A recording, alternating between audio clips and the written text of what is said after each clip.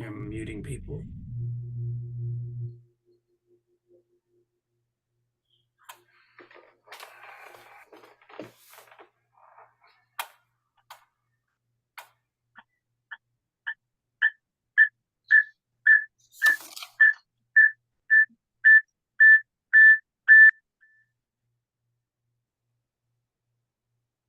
Then you all are muted. It's another 30 seconds, Brian. Do you have the governor's announcement? Yeah.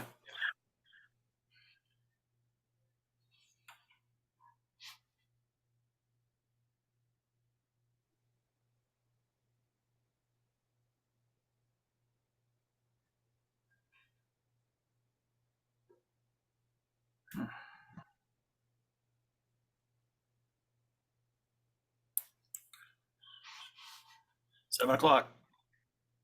Payroll. All right. Hey, everybody. This meeting of the Bridgewater Zoning Board of Appeals will be conducted via remote participation to the greatest extent possible. No in-person attendance of members of the public will be permitted.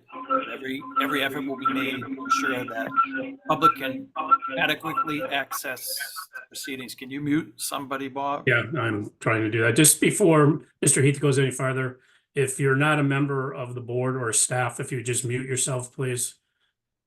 Thank you. Go ahead, Brian. Sorry. Sorry. This meeting is being recorded, and within 48 hours will be posted on a link of the recording on the town's website or other social media page. The following members of the Board of Appeal, Zoning Board of Appeals are participating remotely. Myself, Brian Heath, Anna Klimas, Vice Chair, and Dan Greenberg, member. During this meeting, all votes of the board will be taken as a roll call vote. The following Bridgewater staff, town staff are participating in the meeting. Rob Ruley, Director of Community and Economic Development, and Steve Solari, the Building Commissioner. At this time, everybody's mics will be muted. The board's mics will be unmuted throughout the whole meeting. And as it appears on the agenda, the project representatives' mics will be unmuted. If the project is a public hearing and allows for public comment, we ask that you use the chat feature to ask your questions by listing your name and your address, and then your question. Chair will recognize all questions in order. You can also use the raise my hand feature if you're in the participant menu, and you will be unmuted when the chair recognizes you. Again, please state your name and address before you ask a question. If you're on a phone, you can also use the *9 to raise your hand and ask a question. So at this time, we're going to call the meeting to order. We have 3 items on our agenda tonight. The first one is a comeback. It's a return engagement by Mr. Bud Morris, 0 Pine Street, looking for a special permit in regards to some land up on Pine Street in Bridgewater. Bud, if you would, bring us up to date on what you've got and what it is you're looking for from the board. I'd appreciate it. You're muted, Bud.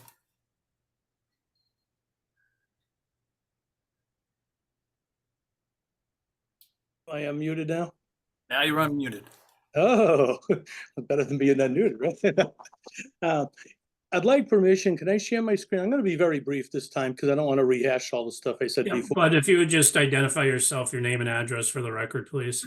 Sure. My name is Milton Morris. My address is 50 Ivy Circle in Bridgewater.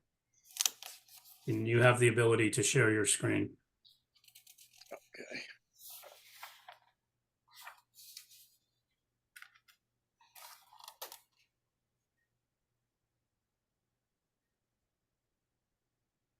Okay.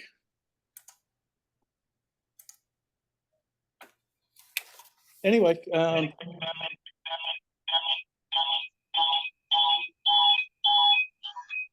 don't know what that is. Obviously, this is the continued hearing. last time we met, we're kind of in the same predicament. We did determine the town's not selling this in the near future, so that's kind of off the table.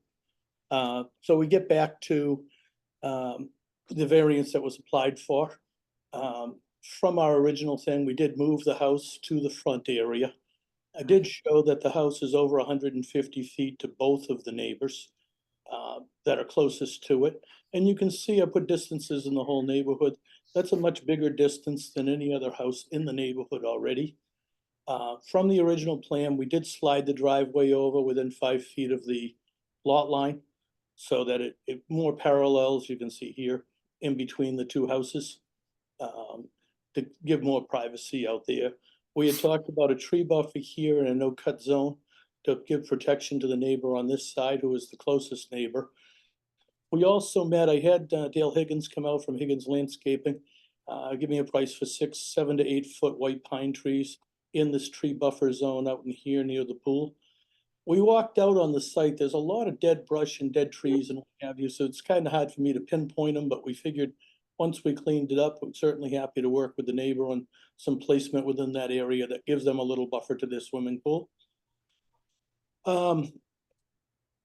We did talk about recording an abandonment of the roadway easement. That would be right over here on this piece. So that abandonment would go in place and this whole area in the back would get protected.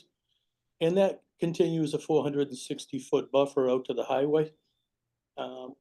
Most of the time at the last meeting was spent discussing the two closest neighbors and what we could do to protect them. But I also wanted to point out that this large area here provides a huge tree buffer for both the Route 24 truck stop or Burger King, whatever you want to call it, and out to the highway. So all of the neighbors, Ray Mitchell, Ray is going to be selling his house with me. If we abandon the easement, obviously adds to his value of his house. Miss D taught my daughter dance. Sonia Striggles, I know all of the neighbors down here. Kenny Regan gets nice privacy all the way across here. Matt Traeger used to live out here, now he's back here. It's a nice plan for protection, even for the other neighbors on the street not having anything over here. Tony that bought my sister's house, Kevin Whittington's son Billy. It's a nice setup getting one lot there. We did talk about our other alternatives to put a street in. Excuse my kind of little hacking thing of drawing this. I drew a street. I drew what we'd have to clear out for 3 houses along with the drainage area. And as you can see, if you're one of the neighbors looking through, I think having one house right over here is a much better alternative.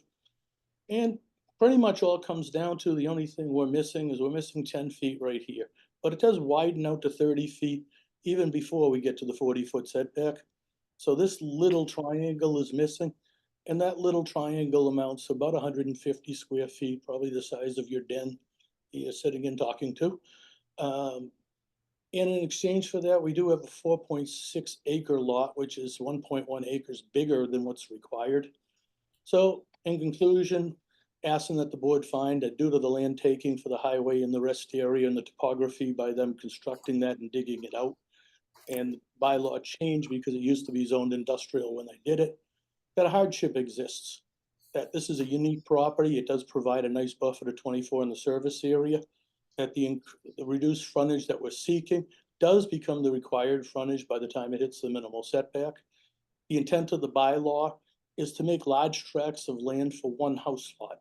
And this does exactly that. Instead of 3.5, which is the required, it's 4.6 acres.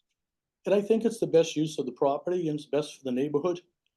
I did put some conditions on there and certainly the board's willing to add anything that they might find appropriate, but the things we talked about, the 10-foot, the cutting easement, eliminating the roadway and the home to meet all of the sideline and setback requirements for the house. And but this whole parcel is is part of an estate, right? Estate plot, plot.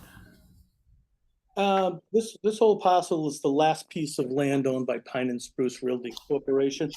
Lee Williams, it's not an estate, Lee's still 85 and 95, but it's an application for an estate lot under the bylaw. Right. So this is for a retreat lot, and then we're looking for, so everything would be pulled into all the lands, the whole piece out back. It's all part of the retreat lot, and we're just doing the house in the front, and the variance is really the 30-foot frontage up front. Correct. Yep. Okay. Anna or Dan, do you have any questions regarding any of the additional information that Bud has provided? I don't necessarily have any questions. I think we've received a lot of information here, but I do like that we will be extinguishing the roadway easement if this is to happen. And I think that's a big advantage to, abutters and to the town, I would say. And I just want to go back. So now the only thing that you're asking for is the variance for the frontage, correct? Correct. Okay. It's Which I the think makes it a 30-foot lot more frontage, palatable. and then it's supposed to go back 30 feet the whole way, but it doesn't start 30 Correct. feet until a little further. So it's two parts of the retreat law requirement.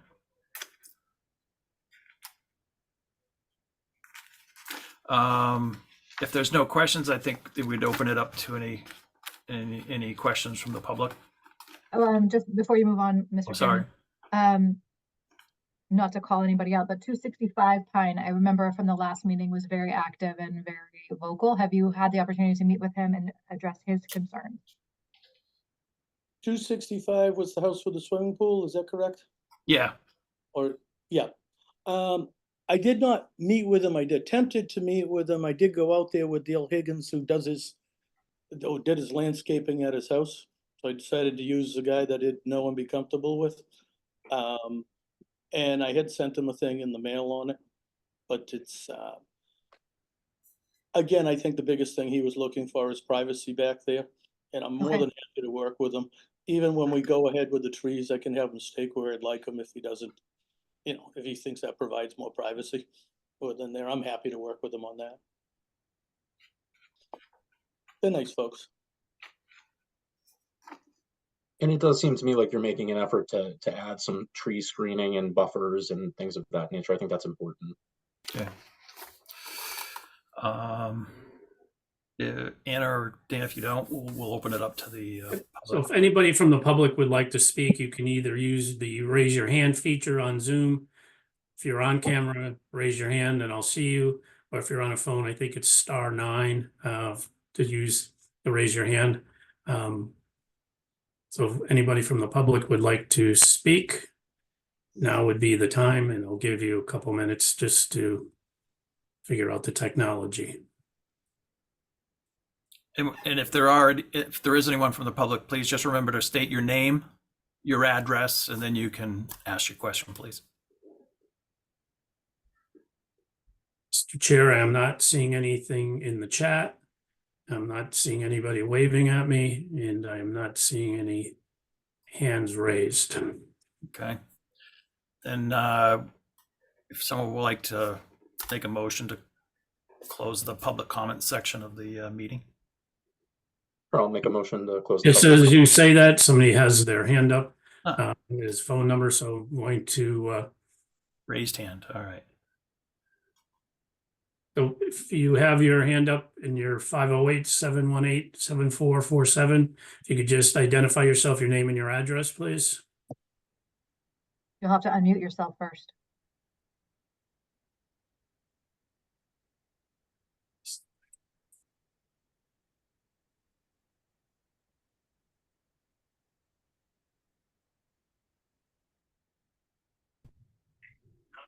Um,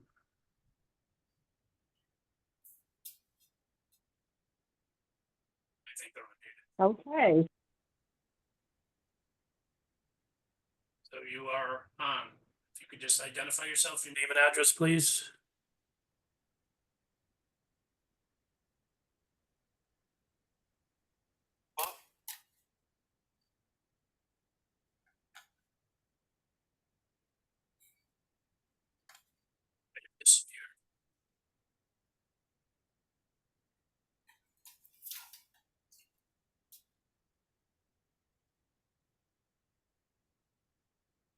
Somehow they disconnected themselves.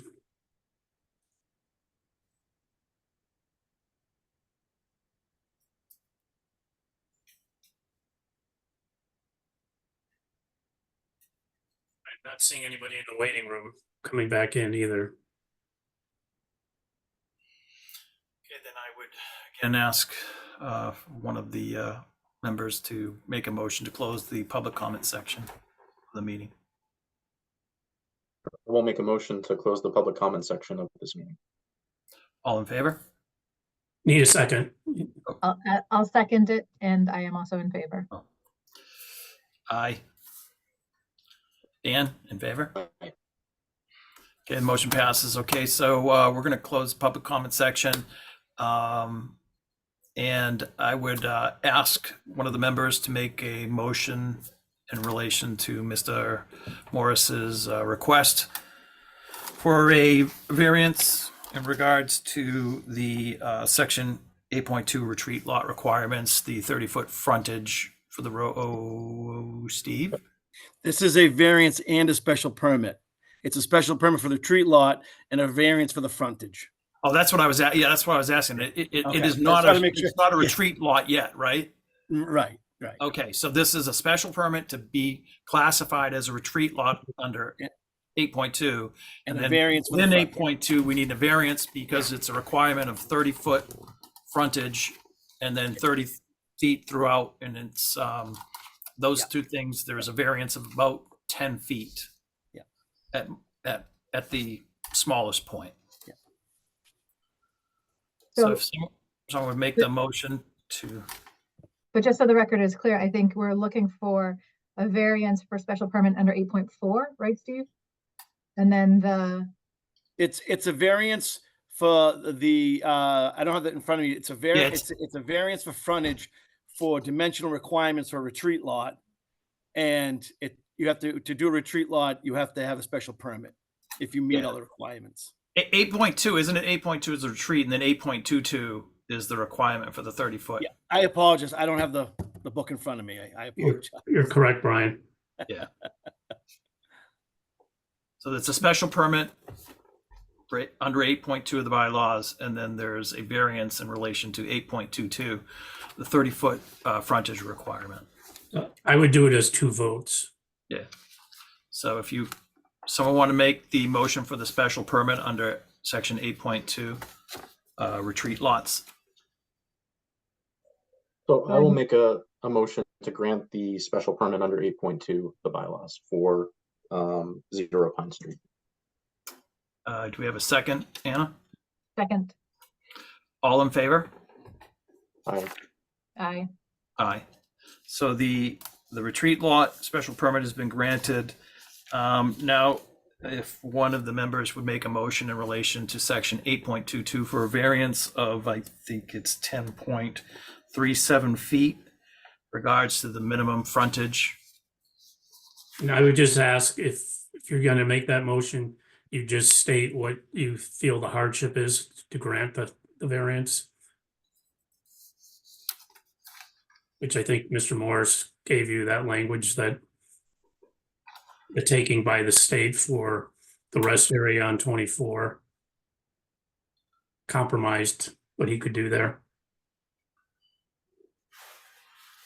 And just to get that language correct, it's also, was it a rezoning from a commercial From industrial to industrial? Residential. So I'll make another motion to approve the variance under 8.2 for the 10.37 feet of frontage. And the hardship being the conversion from industrial to residential in this particular case. and the taking, And the taking, yes, as well. I would second. Sorry, that. what was, We have a second. All in favor? aye. I, Aye. So the variance of 10.37 feet has been granted under section 8.22 of the retreat lot frontage requirements. and do we want to put special conditions on that? I would say you may want to put the conditions as laid out by Mr. Morris in his presentation regards to the disillusionment of the easement. The fact that it's a retreat lot, you can only get one house anyways. And the buffer zones which he had proposed for the neighbor. So, but I would just ask if you can send me your slide deck so I can incorporate those conditions into the decision. Sure, I'd be happy to. Thank you. Thank you. All right. Can call that one a wrap. I would Thank say you so. for your consideration. All right, good luck, bud. Thanks.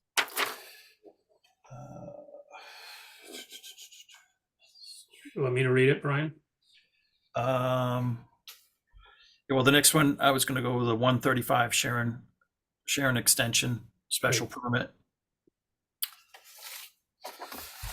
What are we doing here? Is this the one? Yes, 130 Sharon. All right, zoning bylaws, section 4.44. Oh, this is the accessory structure requirement.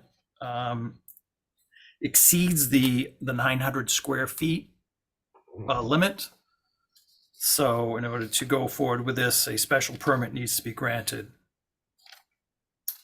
Who is representing the applicant? Hi there, my name is Murillo Silva from 167 County Street, Attleboro. I am representing Ronaldo Marcelo Andrade as the property owner for the special permit request.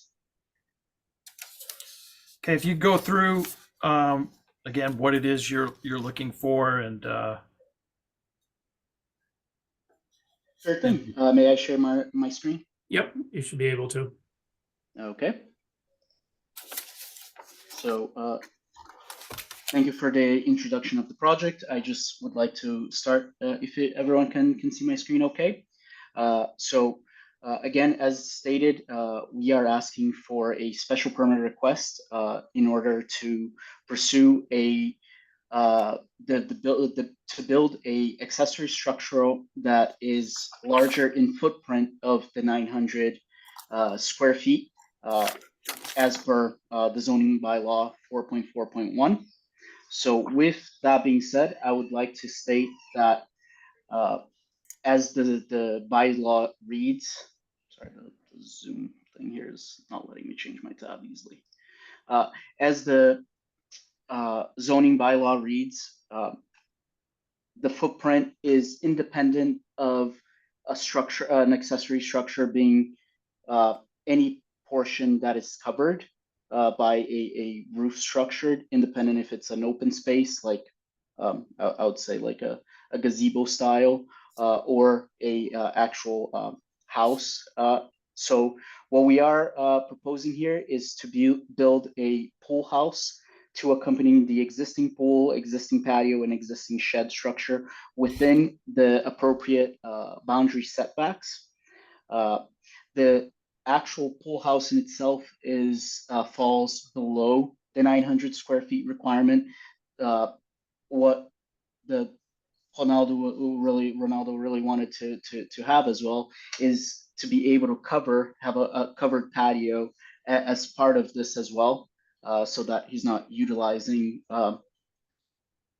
temporary structures for outdoor furniture, and as well to be able to extend the use a little bit longer into the colder months of the area here.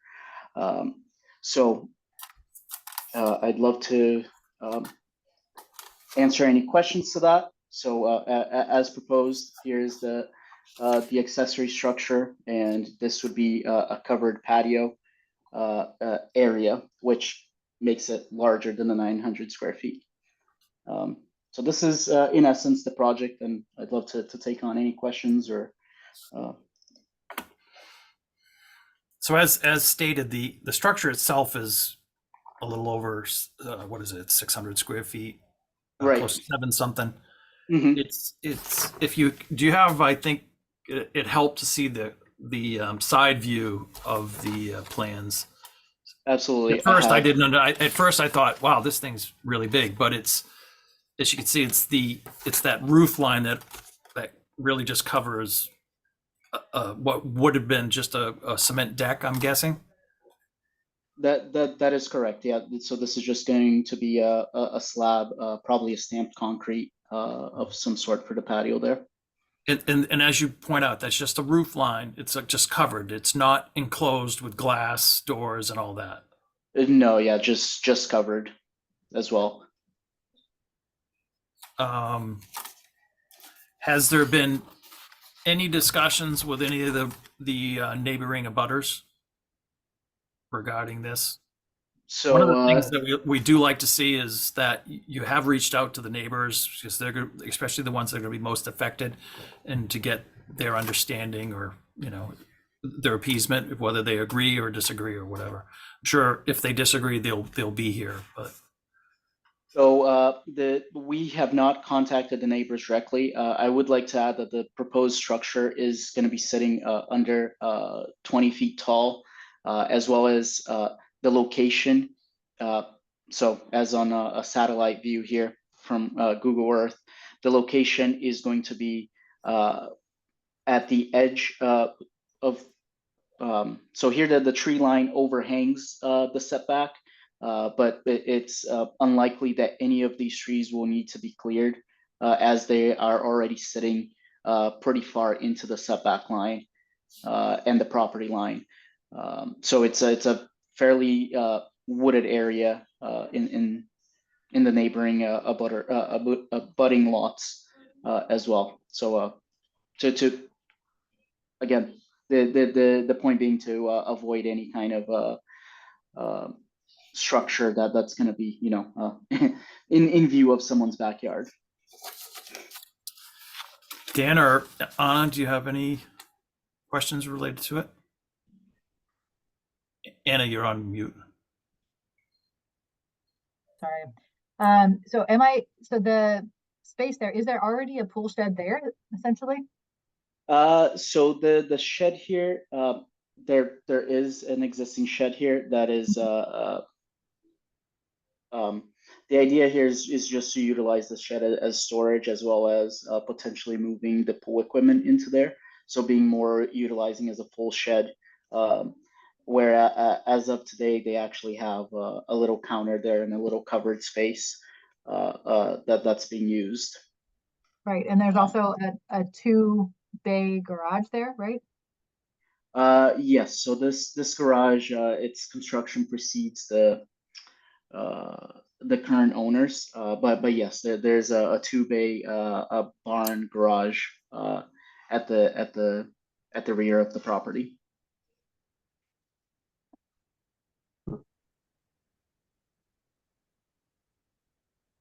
Yeah, I'm not sure if I have any questions.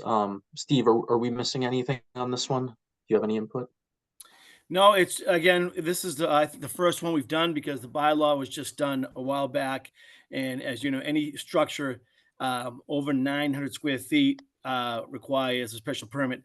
The back building would have definitely needed it, because it's about, I think it's 60 by 60 or 40 by 8. It's monstrous, the piece of out there that's out there. Anytime the argument I get from people when they say, oh, this is the structure and I'm just going to have a roof and columns, that's incorporated into the whole part of the construction. I think people think that you need walls and windows and doors. The structure is the whole thing that spans out, because it is all one piece. This is a 2-story building. It's a lot. It's probably the largest pool house I've ever seen, as far as and when the permitting comes, I'm definitely going to have probably some definitive answers on it, making sure that it never gets used for anything else but.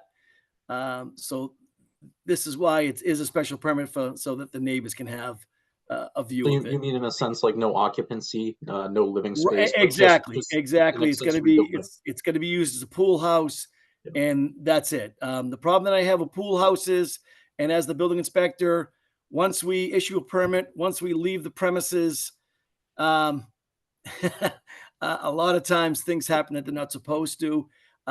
Even the garage out back to this property, I'm noticing from this picture, I see a lot of landscape product, which is not allowed. So they're going to be opening a couple, some worms as I go out to this property to do inspections. So let's hope that there's no landscape business being run out of this place, or we're going to have an issue before we even get to permitting. So, but that is why it's come in front of you, is because of the size of the structure, basically. Mr. Chair, just, there are some members of the public that have their hands up. We'll get to you when Yeah. Staff and the zoning board members have finished their comments. I just have one question. If we're granting the variance, what is the hardship? The So special it's, permit, Bob. yeah, What's that? It's a Special permit. special permit. Okay, no, because on the agenda, it says special permit variance request. That's Bud's. No, it's on this one too. Yeah, I don't think there's a variance request needed. Okay, I It's a just. Special permit. yeah, I think on the online request system, the variances and special permits kind of get grouped together under the same application online. Thank you. And understanding the structure itself meets the setbacks. And at first, I was to your point, Steve, I was like, I mean, I have a bar out back by my pool, but it's not 38 by whatever this is. But then I saw the fact if it didn't have the cover over it wouldn't even need a special permit. But it is it's all one structure. It's all and I always follow the building code, and the building codes it's all one piece. It's like it's the same when you have a breezeway between a garage and a house, and so oh no, it's detached. No, it's all one building, It's all one the way structure. through. Yeah. Yep. No, and I hear you and fully agree. Yeah, but I agree that there are a lot of other towns and city bylaws, zoning bylaws that do differentiate between an enclosed space being part of the footprint. I've done other projects as such, but in agreement, yeah, as it reads, it is all considered one structure. One other thing that I'd like to say as well is this is primarily he wants to have a more permanent structure as opposed to having canopies and things that, you know, the first real storm that we get, he's gonna have to be worried, is this gonna fly away and, you know, be tied down or be putting a back up or taken down at every kind of storm that we get. All right, Dan, if you or Anna don't have any questions, we can open it up to the So Kate has her hand raised, and then there's a comment in the chat, which I'll get to after Kate. So Kate, you could just identify yourself, your name and address, please. This is actually Jim Michaud, 95 Sharon Court. Thank you. My first question, Johnson did touch upon that, but you might be able to elaborate a little bit more. What's the difference between an accessory structure or like an ADU property? It seems like we have a property that's being proposed that the finished area, just from the current plan that we just saw, which we didn't receive ahead of time, has 2 stories. You're talking almost 1,400 square feet of living space in there. What is our town's stance on accessory dwelling units? I can answer that if you want. The town does not allow accessory dwelling units. That's why when the permit will be issued, it'll be written right on the permit that is for not for occupancy, for living. Like, you know, it is set up to have a family room upstairs or a game room. That I cannot. We don't have a zoning that says it can't. It just cannot be a unit that's lived in. No one can live in that unit. This town's bylaws do not allow that an accessory dwelling unit. Any type of accessory dwelling unit, like a in-law, has to be attached to the house. We don't allow it. We don't allow 2 primary residential structures uses on one lot. Thank you. Thank you for that. If you don't mind, I do have another follow-up question. What would be the proximity of this new structure to the existing dwelling? We can view from the road pretty clearly. That's going to be pretty close, within obviously within 20 feet or potentially 10 feet from the main structure. And I know I saw that in some of the building regulations. Could you elaborate on that in terms of what additional things might be needed for permitting, I guess? The bylaw basically, it's very vague.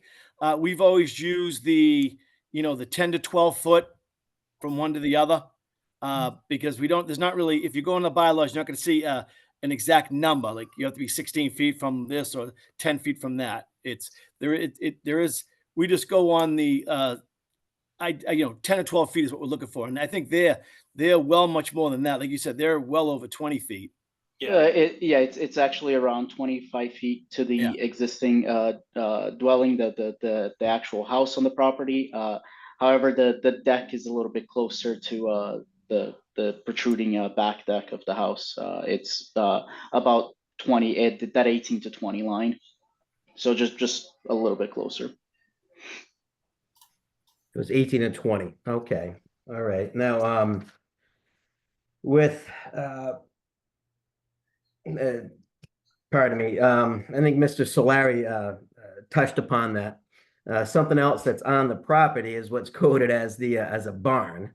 Being an abutting property owner, I know back in 2017, we never had any hearings such as this. And Mr. Solari did mention that we had new codes now, so that was allowed to be permitted at that time.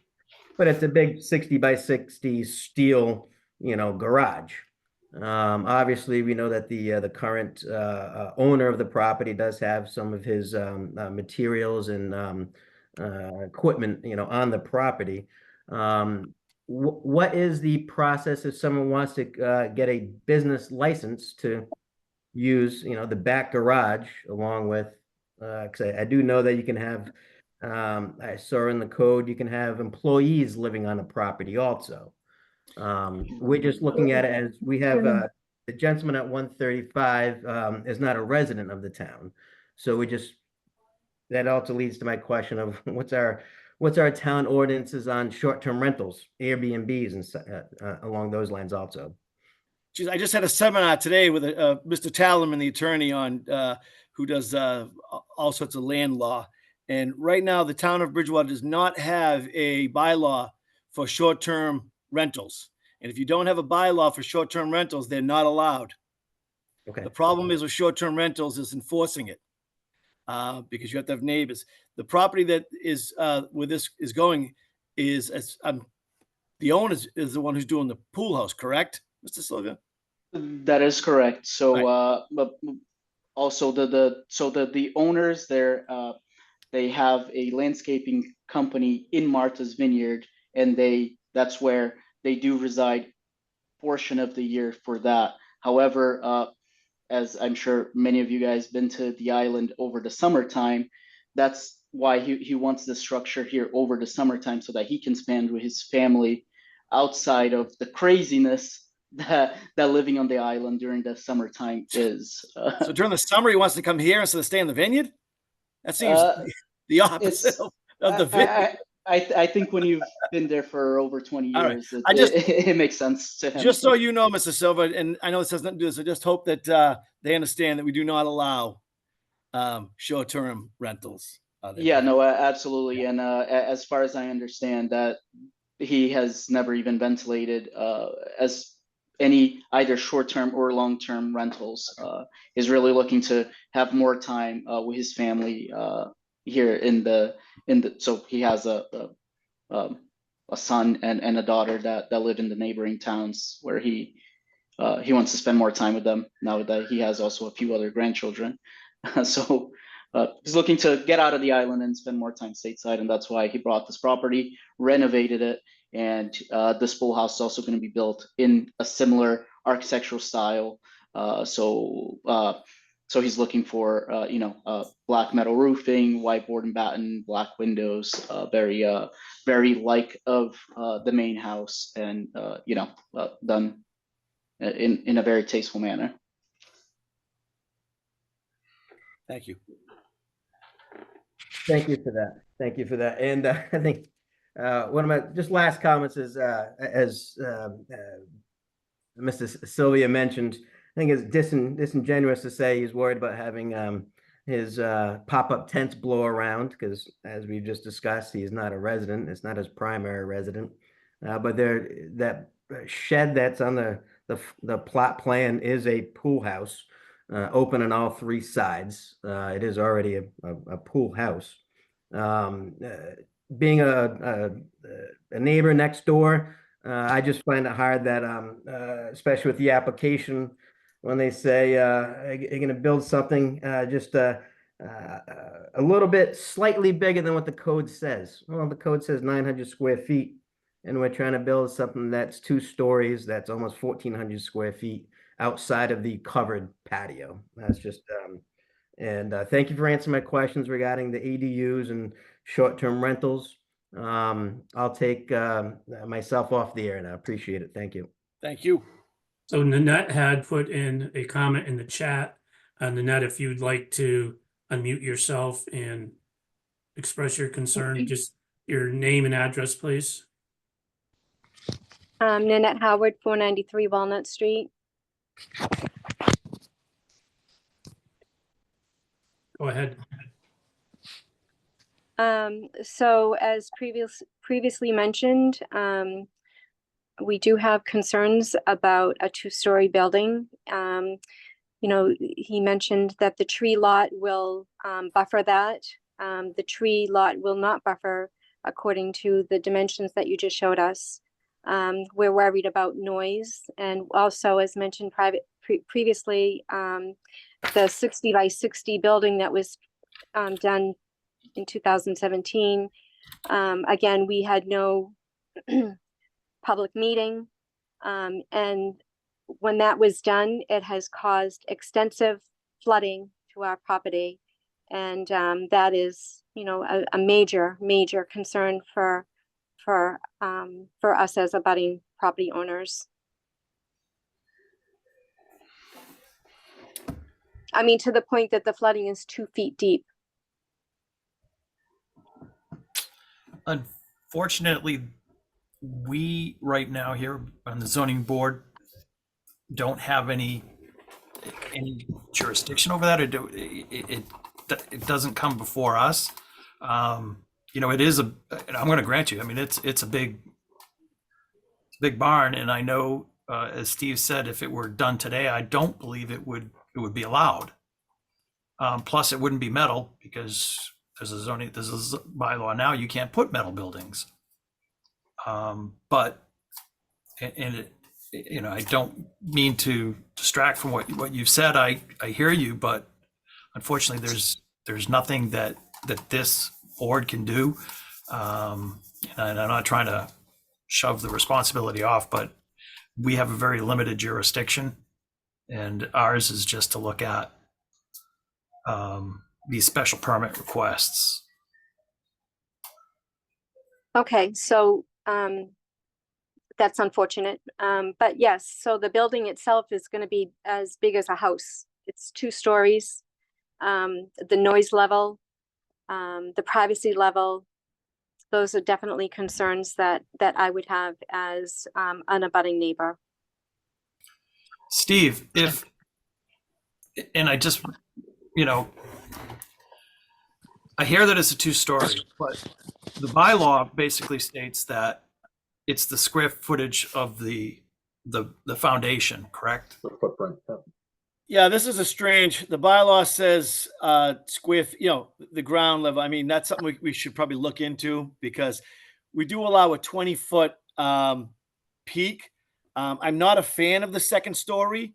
On a pool house, some people do it on a garage for storage, but on a pool house, I do question it, because I do question what the future of that second story, because I don't understand why somebody would need a second story on a pool house, because usually the first floor has the bathroom, a shower, it has a kitchen, living area. I don't know why a second floor is needed, but again, I have to send, you know, unless it's written straight out, you know, I really don't have much say, but I'm in agreement as a building inspector that we have a lot of structures that I worry become something else eventually, and then I have to enforce it. That's my issue. Right. With something But like what I this. wanted to get at specifically is that looking at this is, if it were just per se the enclosed pool house, he wouldn't even need a special permit. Well, if it was the pool house, the first floor, and I say if they didn't have the overhang, Yeah. then it wouldn't need it. I was Right, going to ask the that's same question. I would like to do state that the reason I am here today on behalf of Ronaldo is because we would like to have the covered patio portion of the pool house, and that's the only I think, as Mr. Solari mentioned, needing the special permit is because that puts over the footprint of the building above the 900 square foot. Otherwise, we would have proceeded with the permit request back when I first drafted these plans for him in November. But the point being, if the special permit is not afforded to the applicant, they could build the same building just without an overhang, right? Yeah, they would lower it to the to meet the 900 square feet. Exactly. Or they could just not, they could delete the second floor and go for a special permit for have the first floor and the overhang. What is it square footage in the space, or is it square footage of the? If you read the way it's written, it's very, sometimes you get it's the total. It doesn't say total gross square footage. It says square footage of the. It says the footprint of the building on the lot. Footprint. We would need gross square footage to. Right. So, but it's the footprint, which is not inclusive of the second floor. Exactly. Correct. So that's my point, is that if And the if you bylaw took the also cover states- off of it, there's no permit, there's no special No. permit required. But it is a special permit, so you can, it's up to you. I hear you. I just want people to understand that they're talking about, there's noise and this and that. Yeah. If we didn't grant a special permit, we could say, no, you can't do that. They could still go and build the same structure. Yeah. For the Yeah, pool well, house, and it would just be a patio out in front uncovered. Yep. Exactly.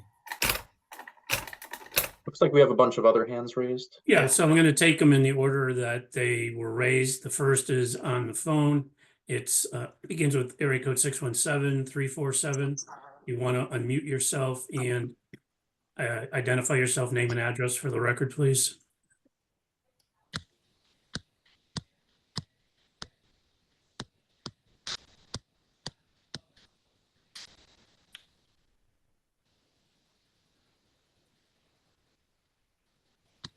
Okay, go to the next contestant, which is phone number 774-482-6816, I'm sorry.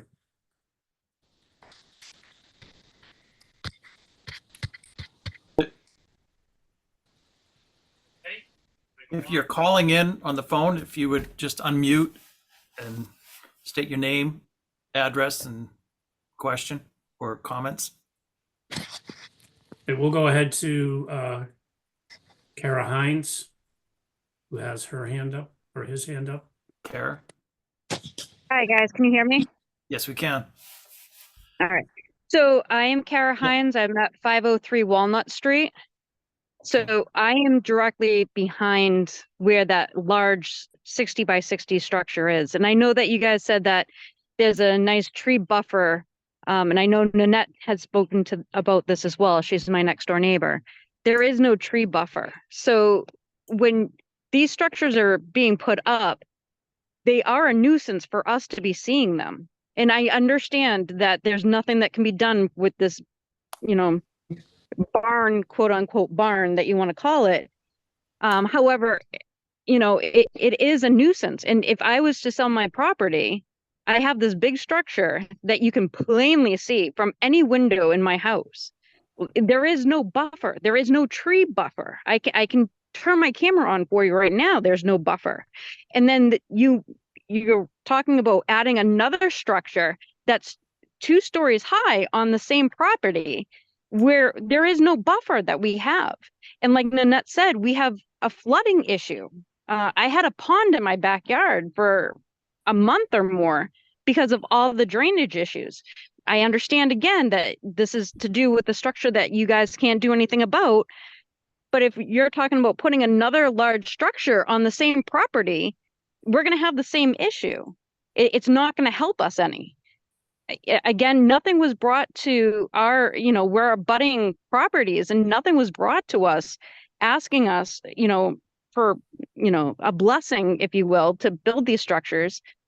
It's just not taking us into consideration. This is a residential area. It's not a building or a business zoned area. But yet, if I look in my backyard right now, I'm standing in my backyard, I can see forklifts. I see pallets worth of rocks. I see the big structure. There's so much going on that this isn't okay. Yeah, he's a landscaper. Is he bringing things over here and doing stuff out of his house here? And the noise, again, we have no tree buffer, so that the noise is going to be up higher. We've never had issues. I've been here for 15 years until all of a sudden we have major structures that are coming in, and we're having issues now. I just don't think that it's fair, and the consideration of neighbors is not being taken into consideration. And that's pretty much all that I have to say. Thank you. Mr. Howard, your hand is up.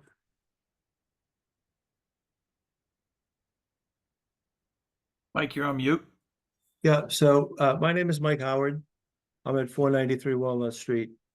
The biggest issue that we have had since 2018, when that first structure went in, is drainage. And we have a bunch of pictures that we can show you.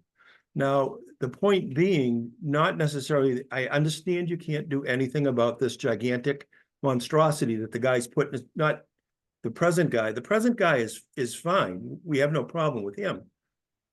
The issue that Kara and Jimmy, who are the people at 503, and Annette and I, and Jill next door have is drainage. And now you're talking about putting another structure on, and the plane doesn't support what we presently have for structures out here. I have a bunch of pictures I can show you, if I could share them with you. And my biggest concern is just us having another structure and not having proper drainage. We do not have proper drainage right now, and all of the abutters are suffering from it. So my problem is just us now putting another structure out there. And, you know, there's a bunch of asphalt out there. There's no place for the water to go. It goes into our backyards. Okay. When there was a pool, just a pool there, it wasn't a big deal. The guy put the garage in, or the barn, or whatever it is, he put a gigantic amount of asphalt out there, and now all the water is, in 2018, it was 11 inches deep, and I can show you pictures, and if everybody's from Bridgewater, you know, we all had a very wet spring, but like Kara said, now it's 2 feet deep. Okay, with all the rain that we had. I can show you, and if I can share them with you, I will. But my concern is just them building another structure, putting down more concrete, having more of this runoff end up in our backyards. That's a problem.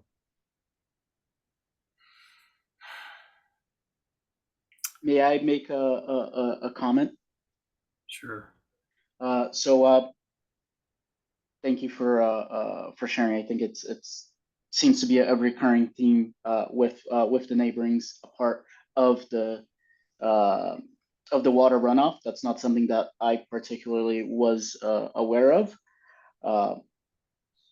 especially with the existing previous structures. That's not why we're here. However, we do want to make sure Ronaldo is not only my client, but he's also a friend of mine. So he intends to spend potentially full time in this property and move in fully, being his primary residence, and then just spending time on the island. But if this is becoming such has been a burden to our abutters since the barn was put in, which again, he acquired the property back in 2022, I think, late 22. We don't have a certain difficulty to place the appropriate catch basins on the remainder of the lot that's not, that hasn't become driveway there, in order to catch off the runoff from the barn, from the driveway, and from the new construction building. If that's a major concern, like I said, he is a longtime landscaper. He deals with this constantly. We have a certain easiness of placing in the appropriate catch basins to avoid, as you're saying, continued flooding on the abutter properties. I know this is not part of the question of why we're here today, but if this is really a concern, we want to make sure that we have the appropriate, good relationship with our abutters. So that would be something that, with the consideration of the board, we'd be happy to add that as part of the scope of this project. Yeah, it is a Joe concern. has his hand up as well. Again, I just wanted to ask Steve a question. Steve, isn't there, and I know that this homeowner, the current owner of the house, was not the person who put this in, but just looking at the size, the lot, and how much of it is covered in asphalt. Well, asphalt. So let's go back. I'll go back to the permit. So the permit was done by the gentleman who owned the house previous, owned a couple of race cars. He owned a boat. So because our biggest concern is always use. Right. We want to make sure it's for the owner. It's not going to be used for landscaping or business, or because he had a construction company. And he came in, and we had a previous bylaw that allowed you a certain percentage of your house or lot. And that became the hard part, because that building met the requirements of the lot area, which it shouldn't. It was a bad bylaw that was written before for accessory structures. And so the problem is that after it got built and we permit, okay, if someone comes in and pays their yard on a residential house, we have no control over. If somebody wants, you can pave almost your whole yard if you want. It's up to you. Really? There's nothing There's involved. no coverage. But- There's no limitation on coverage. Right. So if someone's property, though, is causing water damage to another property, that's a civil matter. Right. The neighbors have to go after the owner civilly for damage to their property from water from another one. If we catch somebody while they're doing something, like we got a lot of people piping their houses, their sump pumps into neighbors' yards, I have to go over there and tell them they can't do it, or they got water from their backyard pumping somewhere else. We do that. But in the situation where you pave your whole yard in, and now you cause the neighbors having water problems, again, that becomes a civil matter between the neighbors, because we don't have any bylaws in residential. Commercials, as you know, is a whole different ball of wax, site plan approval, and this all calls under that. But residential, we don't have a percentage of coverage for pavement on someone's yard as a bylaw. I might want to make a suggestion to Mr. Silva, and just correct me if I'm wrong, Bob, but if this permit is denied, he can't come back again for a set period of time. that's correct. You can't come back for 2 years. What I would suggest is that Mr. Silva has to continue this and perhaps come back with a drainage plan. And speak to his client, and maybe speak to the neighbors that are raising these concerns. At the end of the day, I want to make it, and I don't say this, to get anybody upset, but if Mr. Silva comes back and says that he doesn't even have to come back here. He can come back to the building inspector and say, hey, I want a permit. I'm putting up a pool house. It's 700, and I think it comes out to about 732 square feet footprint. He can go 2 feet high. He can go 2 stories high. There's nothing in the bylaws that says he can't. Then he can 20 also feet, 20 feet to the ridge. right. Yeah. And you're talking 8 foot, 4 foot, So you could hit it, but then you could also put the concrete in the front of it, and you can have the same problem. So I think it would be beneficial to the applicant and the neighbors if they kind of talk about this issue and see if there isn't something that he would be willing to do to help remedy some of this water runoff. I know he didn't create it, but it is an issue. And as these people were going through it, and I can feel for them, but unfortunately it is a civil matter, and I've I personally had to do it. I would like to even if it's a part of the condition that a appropriate drainage plan for the special permit. I would like to avoid further delays on this project, but if that's the recommendation, we'd be happy to take it as a condition of the special permit request. If truly, because like you said, we could have put in this permit like the previous owners did with the barn. If it's within the bylaws, if we don't do a covered patio and just had this built already, so it could have been built already, like these plans were originally drawn back in November 23. We'd just like to make sure that if we're gonna spend the time and effort to come towards the special permitting board, and again talk with the neighbors, this is something that it was completely out of scope that the neighbors are raising now. They're claiming in 2018 there was significant flooding. That was 6 years ago. Is that still the continuing remedy? The 2018 is when it was constructed. There is, from what I've understood, and I prefer but again, it's still going on. I mean, let's face it. That's what I understood as well. That whole lot is asphalt. I don't know what the slope is, but there's going to be a lot of runoff, and it's not going to be in his lawn because it's not permeable. And I appreciate that you could have built it without the overhang, but the whole purpose of you coming here is because you want the overhang. And that's what you've represented that he wants, is to extend this outdoor space and have this area. As it is right now, I have some concerns that that if we were to grant you this special permit, it would be within the harmony and the kind of the scope of the intent and the purpose of our bylaws. So as I sit here today, I have some really serious concerns about granting that special permit. I'll make the suggestion, and it's just that you maybe ask for a continuance, maybe talk to your client, and because if you're right, you can go, but he wants something different. If he wants to get what it is he'd like, he may want to first talk with the neighbors and see if they, because one of the things when you're going for a special permit, I'll tell you straight out, Silver, is that when you have a lot of neighbors not going for it, it distracts from actually. Absolutely. I agree with that. Yeah. Steve, could I say one more thing? Sure. My question is, and this is what I'm a little bit disheartened about. Is this right now, honestly, is it a shed, what's existing, or a pool house existing? If I was to go in the backyard, what would I see on the pool?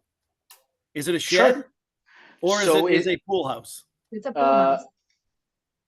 Because you guys are telling me in your application that an open bar with 3 open sides. Okay, but the problem is you've got it written that it's a shed.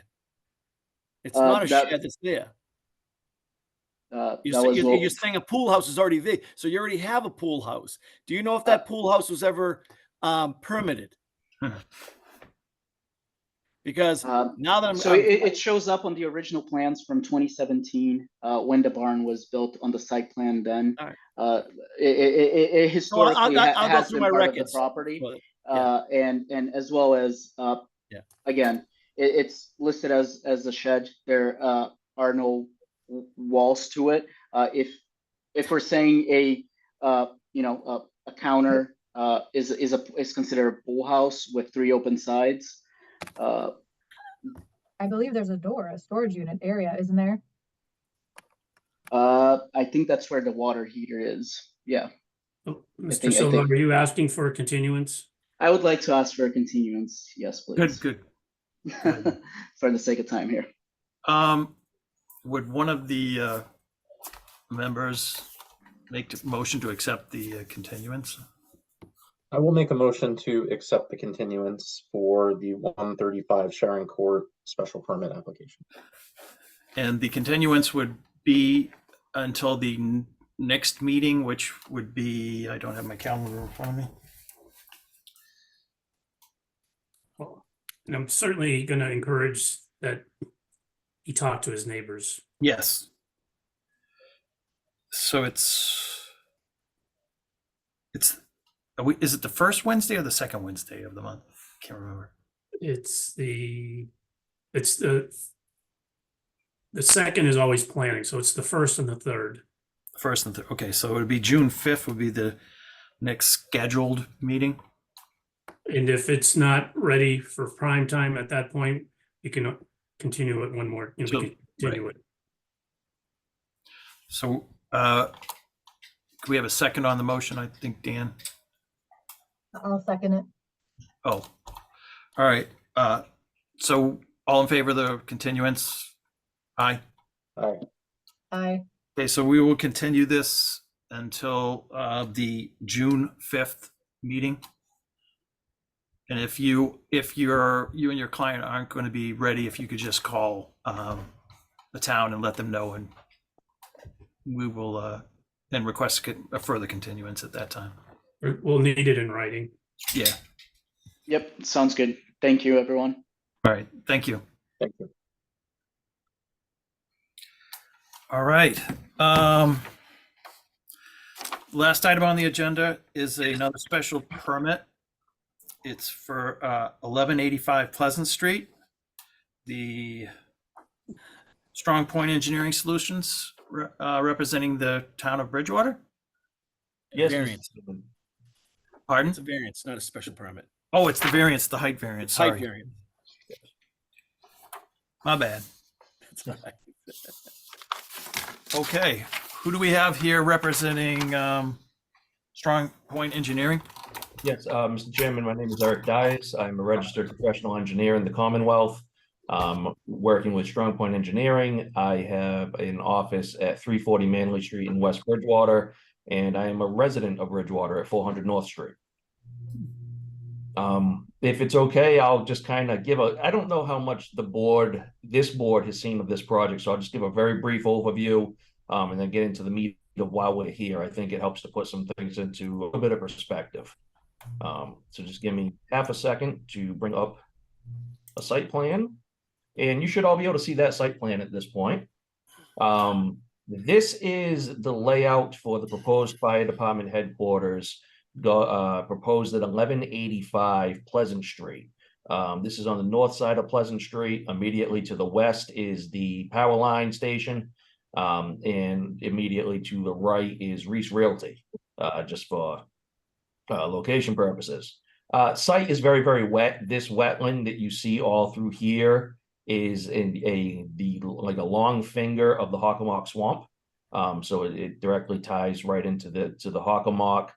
We are proposing a wetland crossing here, et cetera, et cetera. So this general layout is several years in the making. My understanding is that long before my involvement, there is a steering committee in the town made up of various town personnel and I believe some residents who have been conceptualizing this for a very long time.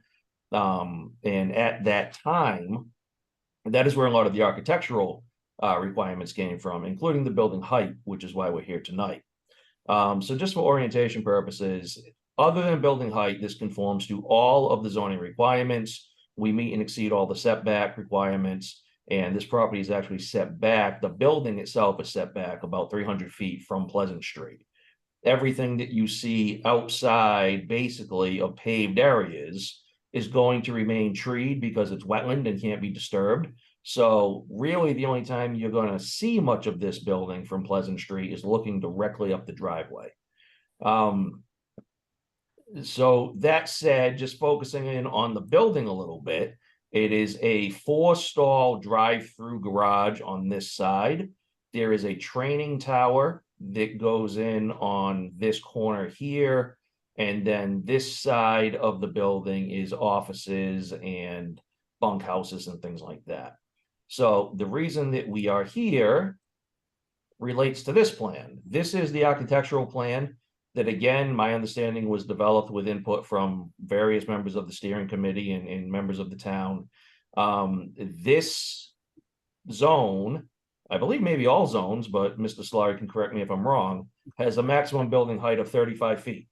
And what you see here is from the floor, the adjacent grade to the ridge, the highest ridge is actually 43 foot 8 inches for the main part of the building, this being the highest part of the roof. And then going over to the training tower is obviously a bit higher. We've got a height of 58 feet on the training tower.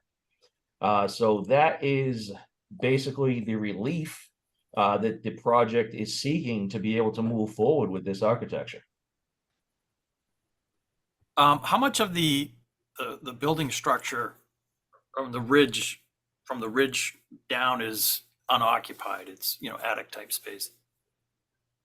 That's a great question. I know they do have some second floor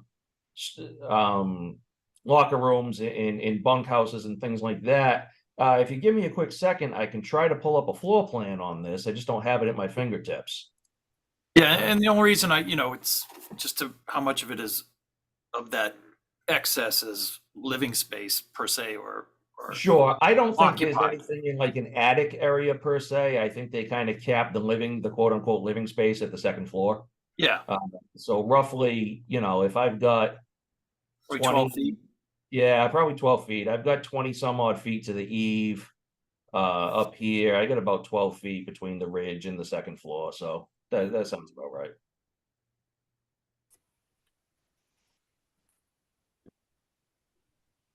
And the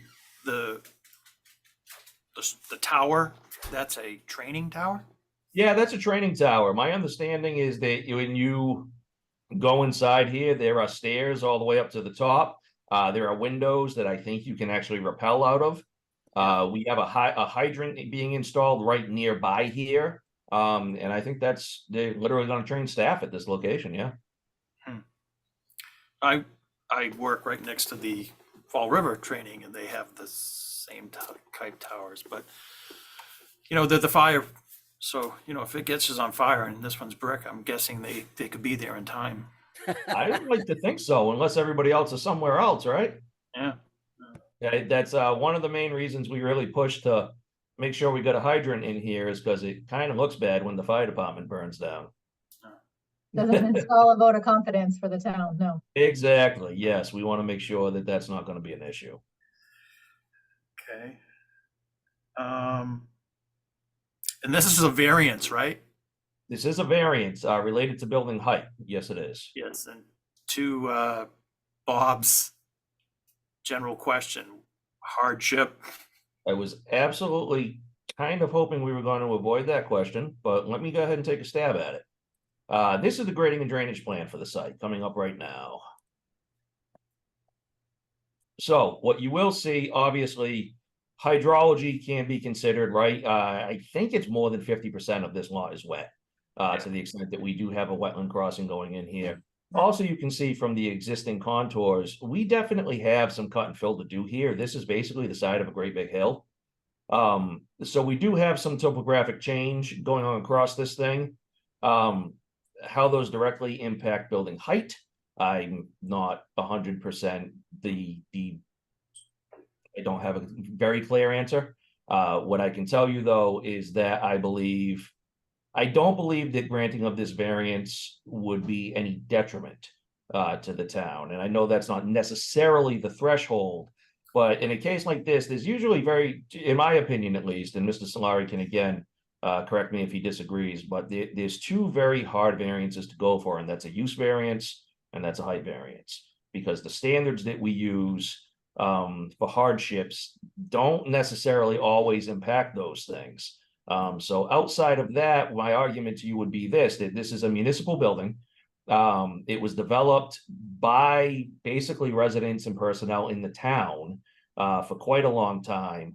And given its location being set back more than 300 feet from the roadway, being completely, basically, other than the driveway, covered by vegetation and not easily seen by the road, I don't think it results in any hardship to the town to grant it.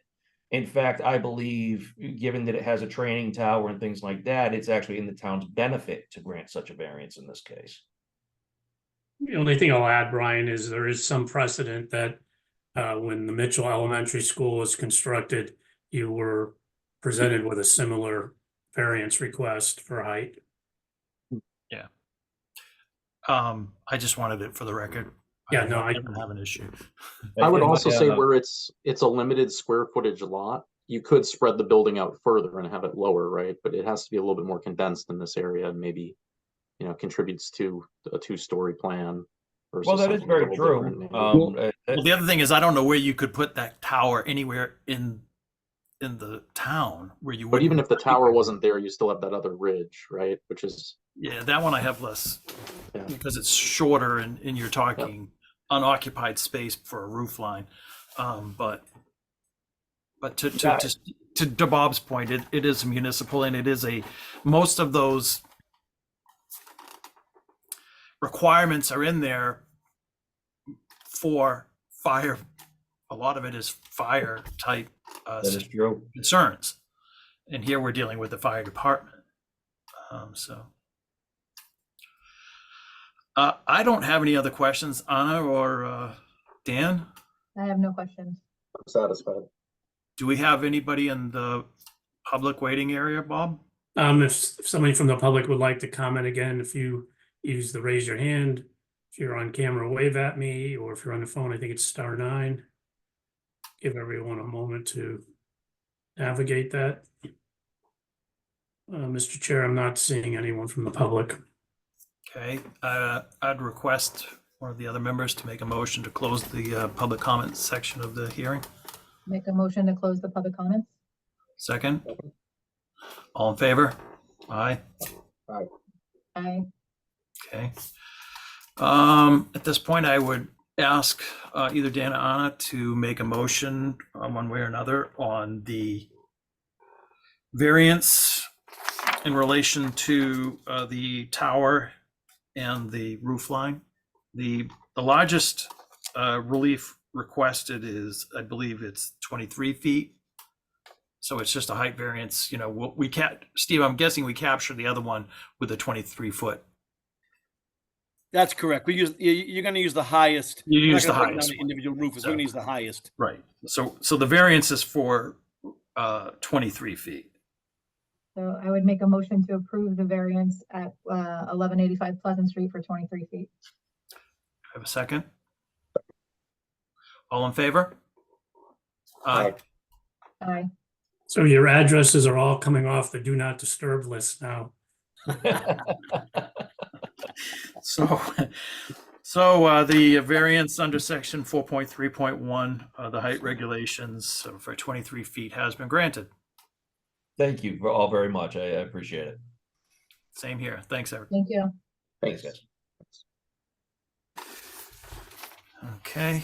I think at this time we can close the public hearing portion of the meeting. Make a Correct. motion to close the public hearing. Second. All right. All in favor? Aye. Aye. Aye. Okay. It says board meeting minutes, but I don't remember seeing the board minutes. I don't believe she got you any. Yeah, okay, good. Okay. Not good, I just don't remember seeing them, which means it's, yeah. All right, Motion to adjourn. motion to adjourn. Dan? Second. All in favor? Aye.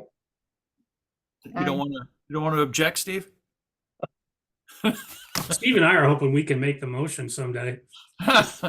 Hey, jump right in, All right, Thanks, everybody. thank you. Take care. Thanks, guys. Night, Take care. guys.